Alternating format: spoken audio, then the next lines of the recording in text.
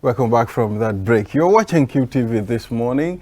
I am Ibrahim Abalde. After a very interesting newspaper review, we are back again. Reminded the program is officially sponsored by One Stop Water Solutions. And of course, we also have Sultan Consulting as partners for all types of IT courses. I mean, IT is the new good now. Welcome back, Isu. Thank you, Balde. We're happy to be back again after that short commercial break. So we're moving on to our next segment, I guess. Exactly, and we'll be talking about price control and the economy. It is very important when you look at the country right now, not only Gambia, but Africa as a whole. There is a whole lot of price hike all the time. You hear,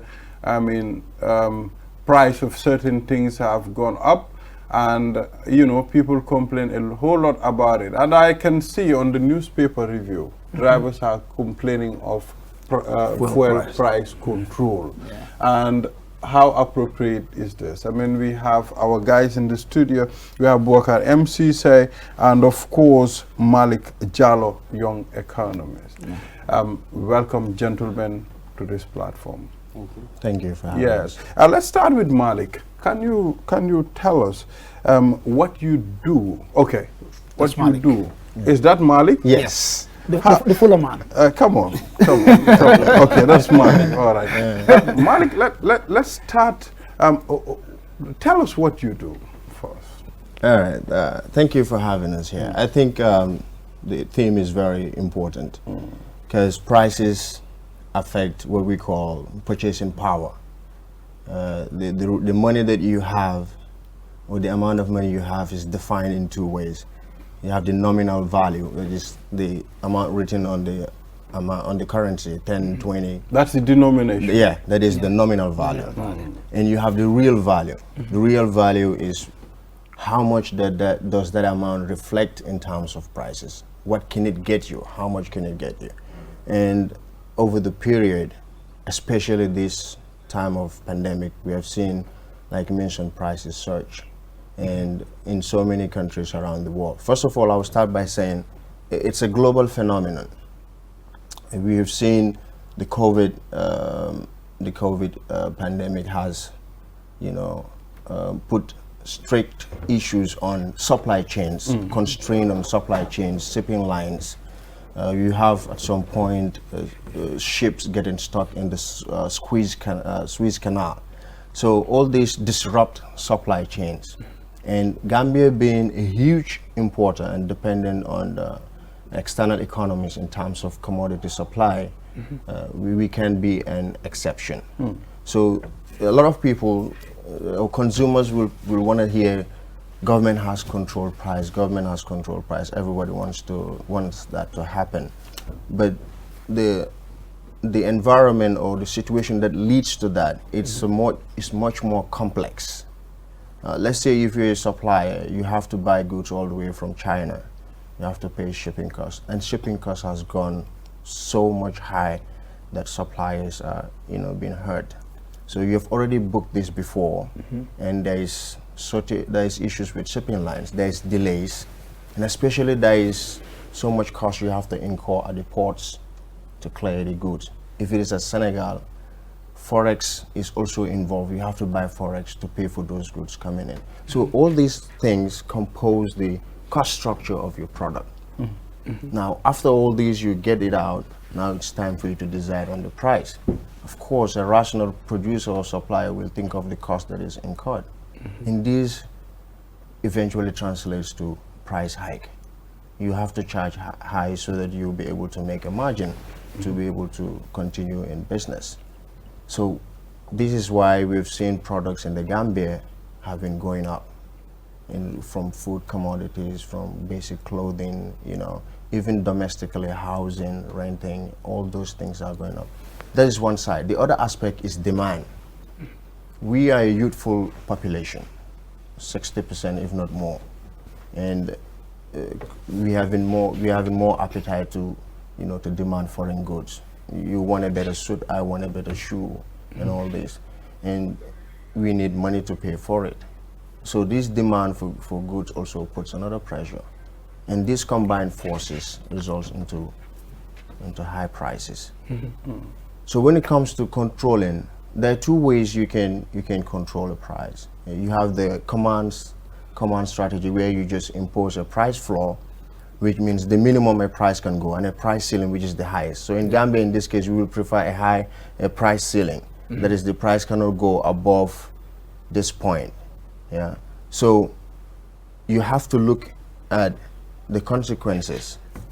What is driving? If it is economic direction, if you take the economic strategy, it means government has to intervene somehow to reduce the price. Let's say, for instance, if government, just an assumption, if government wanted to reduce housing prices, renting, they start building house and give rent at lower than what the market is. That is an economic way. But if you put a price cap, it means you're trying to enact a law, sort of. And this causes disruption in the economy. One, there will be black marketing. People who will be willing to pay more than the government price will be meeting suppliers somewhere that government cannot trace.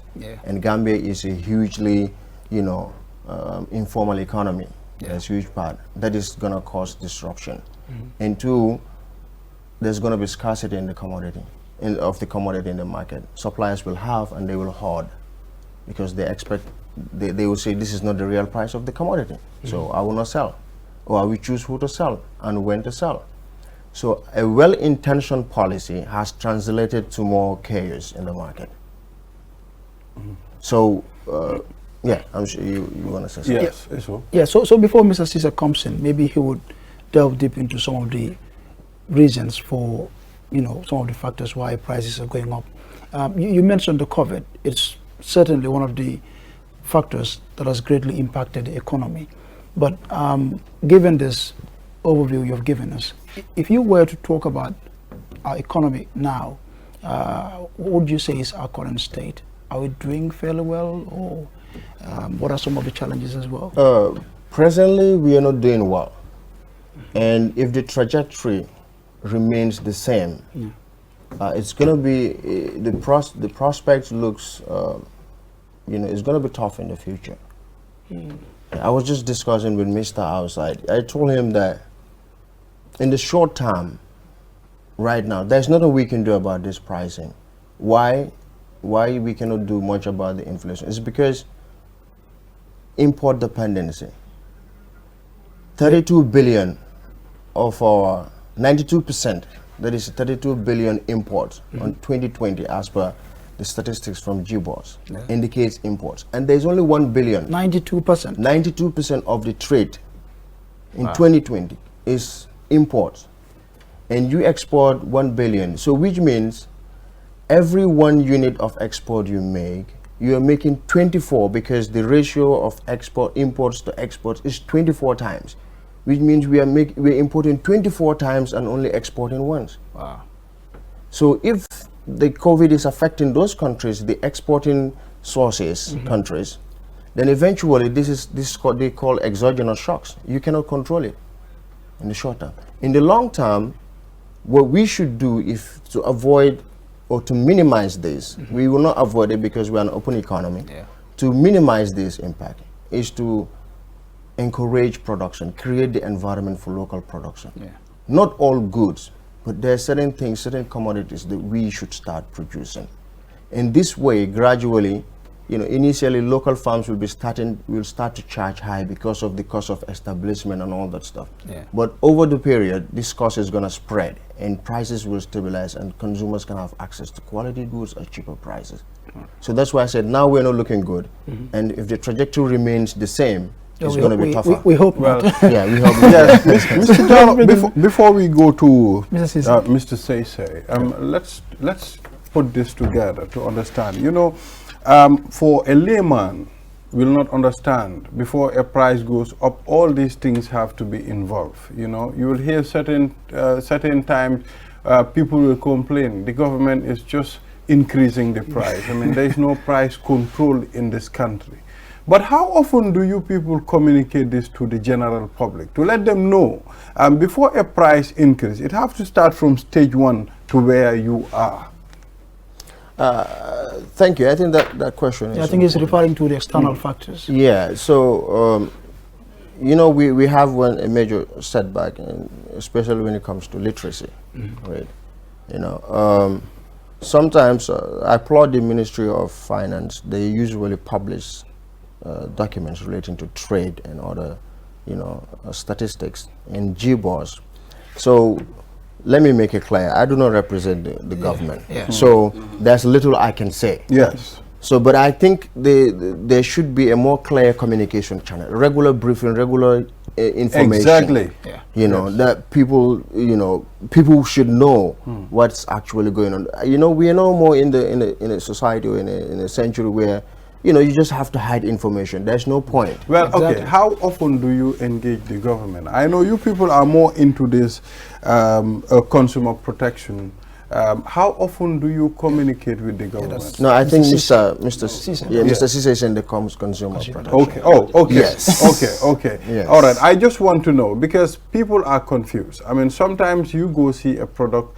I mean, the price you bought it few months ago, it changed.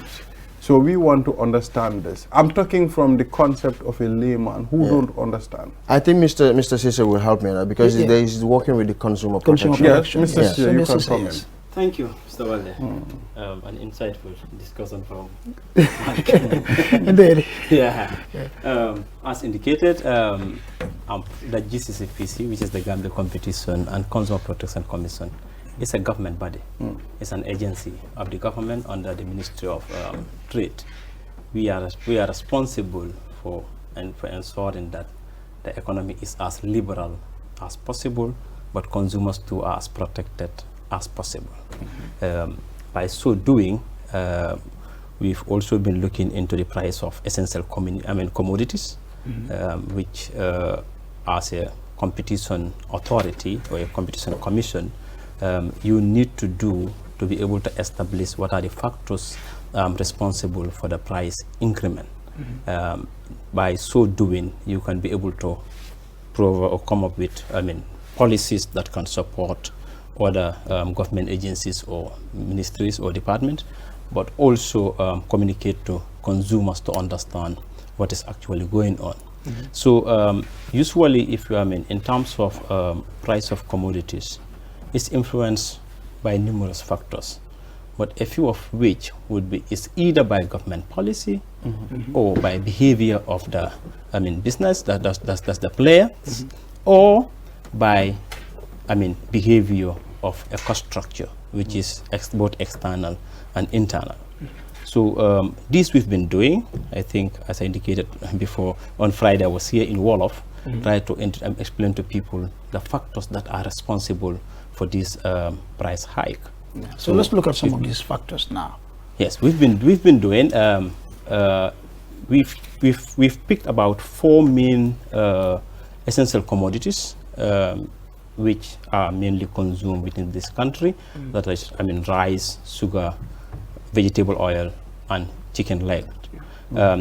We've checked to see how has it been before COVID, that is pre-COVID, and how is it now, and what are the factors responsible, or with, for the price hike, or what are the drivers to this price.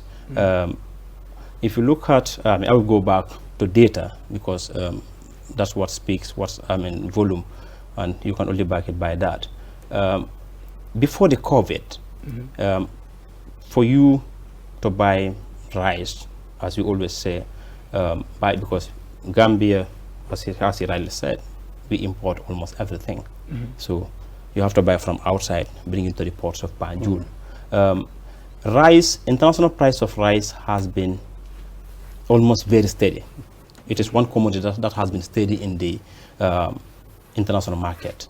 But if you come to the transportation, which is the freight, transporting it from either India or anywhere it is brought to the port of Banjul, that has been the main driver of this cost, and also our exchange rate. Taking the exchange rate, before COVID, on average, you will have $51 is 50 butut per dollar. As we speak, 53, 54. So before you even know, almost a $3 has been added without anything moving within the country. just by changing your dollars to a dollar. Wow. Now, that has, because of only the exchange rate effect, it has moved, the cost of a bag of rice from, 785 to 820, just the exchange rate effect, just by changing the money. But the biggest game changer, or the biggest effect, is the transportation cost. I will use layman so that everybody can understand what it means. For you to ship it from wherever you bought to the port of Banjul, before COVID, it was costing about $215 per bag. Now, as we speak, the last time we analyzed, it was $662. Wow. So it has moved from 215 almost 4 something. for something. That is on the rise. Now, if you come to the sugar, we found the same thing. You look at the international price of sugar before, it was 1,150. But as we speak now, the international price of sugar, moving that the CIF is what you bought it for, you install your goods and what you transport, you understand, so that people can understand in layman term. Now it has moved from 1,150 to 1,605 on average. So you could see there is a cost element that is pushing, this price. You come to oil, which is cooking oil. There is a lot of cry or noise around that oil, which we acknowledge that the prices are going up. But these are the factors. Before, for you to have a 20-liter gallon of oil from outside the Gambia to the Gambia, it will cost you $743. Everything involved up to the port of Banjul. Now it's 1,605 on average. Wow. Do you understand? So the freight alone to transport a 20-liter gallon from wherever you pick it from to the port of Banjul, on average, before was $90 per gallon. Now it's on average of $280 per gallon. Per gallon. So you could see the movement in that. The chicken, same. We found same thing on the chicken. For you to move a carton of chicken, in fact, the CIF, everything, it was 340 to 345 on average before the COVID. But as it is, it's about 700, 705. Interesting. Mr. Jallow, let's engage Mr. Jallow a bit. As a young economist, what should be done now? Yeah. Well, like I said initially, I like the statistics that Mr. Ceesay just gave. It's very important that decisions or discussions are guided by data. Yeah. And we need to have this kind of conversations frequently. So I started with the theory that it is the shipping cost and he broke it down for us in terms of the data. So if you look at Gambia, the drivers of Gambia's economy is the service sector, which is mainly driven by wholesale and retail trading and tourism. Yeah. Okay. He made mention of the exchange rate. Right now, the country is constrained with exchange rate. There's no scarcity of dollar and other currencies. Wow. So the main supplies of exchange rate is remittance and tourism. Yeah. Now, these also are affected by exogenous shocks. If my brother abroad is not working anymore, my uncle is not working anymore, or because of COVID, there's a shutdown, there's no work, he doesn't get paid. I don't get the usual amount that I used to get, right? Or sometimes I don't get it at all. And then that money doesn't come in. It means the banks do not receive it. Yeah. The banks do not receive it. It means it cannot translate here into, FX will not be here. That money will be absent. Yeah. Somebody demanding, that demand that could have met by that supply of my brother's remittance could not have it. And then what happens to the price of the currency? Goes up. It goes up, yeah. And in addition, our reserves at the central bank, because when you do international trade, if you export, you are selling to the world. There's something we call the balance of payment. The balance of payment is like an account that shows what a country trades with the external world. How much did you buy from the external world? How much did you sell to them? And through that trade, you generate foreign currency, which the central bank keeps, called reserve. In case there is this kind of issue, they need to pump in money, or they have commitments that government needs to meet. So we have two sources, or two main sources of supply of FX. Remittance, tourism, and they're all exogenous factors. If there is problem in the most of our tourists come from Scandinavia and Europe. Yeah. If there's huge lockdowns and uncertainty about the health situations here, they will not come. Which means the money that they would have pumped in hotels and hotels exchanging, that money too is not coming. Right? So these create constraints, and there's no FX in the market. So we need to create a third engine of growth. The third engine of growth is my fundamental belief that is the only way we can turn around the situation, is we must start producing.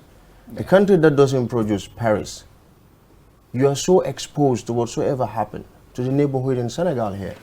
Right now, Mali is suffering because there is a border closure because of ECOWAS sanctions. Sugar cannot get into Mali. Right? So at this juncture, like Mr. just asked, what can we do? In the short run, there's little we can do, given our exposure.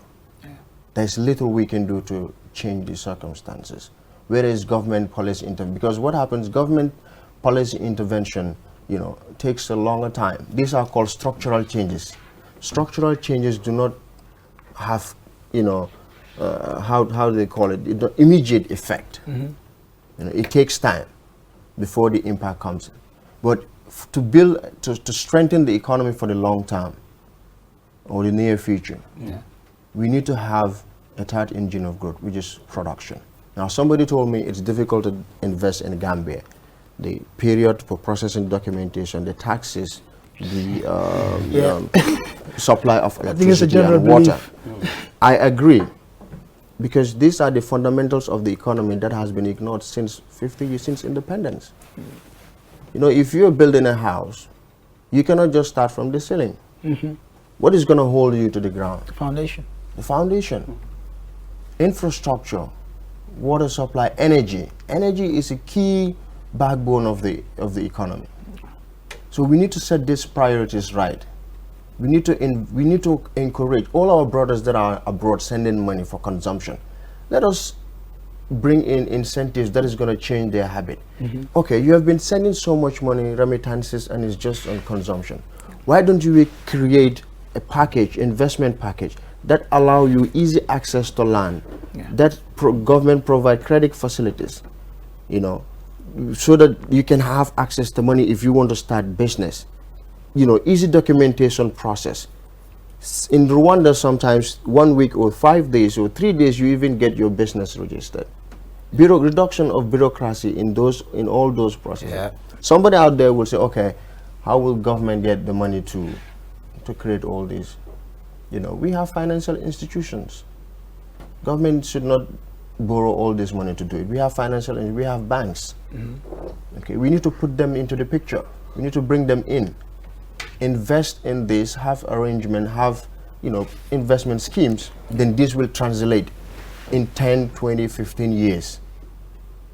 Like I said, for now, there's little we can do. I think you've made a very salient point there, Mr. Jallow. I mean, we need to start producing, because importing at 92%, that's a huge gap, really, for a small nation like ours. So it's like we are at the mercy of external factors. And what I didn't mention is that out of the 1 billion that we export, the chunk of it is re-export. It's not even original export. Wow. There's difference between re-export and original. Original export is what you produce and sell. The origin, the country of origin is going to be Gambia.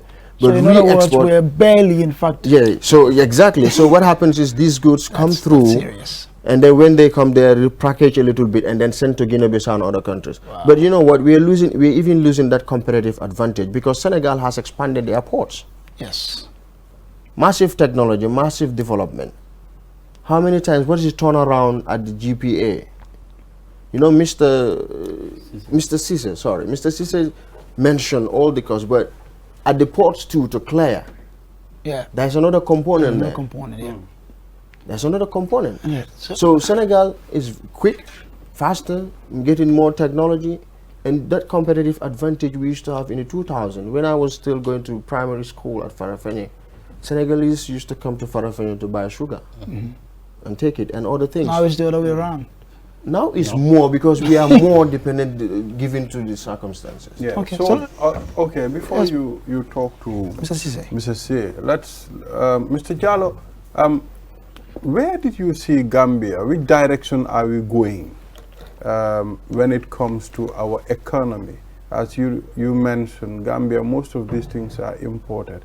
What will happen to us in years to come if nothing is done? Well, if the trajectory remains the same, we're going to have, because economic progress is measured by GDP growth. So GDP in Gambia have not been sustained. What I mean sustained growth is, let's say for instance, China grew 10% for 3 decades. And over that period, 300 million people were pulled out of poverty. Yeah. Rwanda grew somewhere 7 to 8% for a consistent period of time. In Gambia, we have not experienced that. But what we experience is a consistent population growth, 3% on average. So what this is going to cause if things remains the same?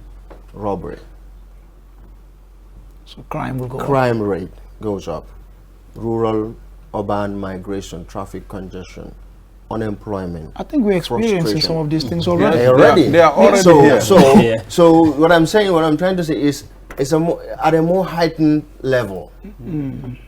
You know, at a more heightened level, it's going to be like you will walk daylight in the afternoon or in the hot sun, somebody's just going to come and, threaten you and take your stuff. At a more alarming, you can see traffic congestion already. Yeah. If I do not wake up 5 to get set for work, I will not make it on time. Yeah, exactly. I'm surprised to see people leaving very early in the morning. And I'm receiving a message from one of our economists here, Lamin Sow. Yeah. You know, Lamin is interested whenever you talk about the economy of the Gambia. He's a full You man. know, What do you sometimes, expect? yes, this guy, I mean, he will tell me things that I don't even understand when it comes to the economy. I'll be like, economists, you people are tight-fisted. I mean, they get wall. You know, Lamin Sow, we are sending greetings to you. Yeah. And yes. So, Sure. yes, Mr. Ceesay, what can be done to address this situation now? We've heard from Mr. Jallow as well. Yes, I think Mr. Jallow has outlined very good. Very well. What we need to do is, as a country, we already have the demographic dividend. It's a matter of seeing the advantage that we have. It's a youthful population, as he rightly said. One thing we've maintained as a constant is the population growth, which is against, the GDP. So what you need is now turn that population growth into a usable force, because all the analysis is given is we are operating at a very inefficient level as a country. So let's utilize the youthful population we have. I frequently said this. I said, if you look at Gambia in the position of Senegambia, if I'm allowed to use that, it's like God has carved out the best part and give it to the Gambia. In terms of the land we have, in terms of even the air, the water you have. So how do we utilize this?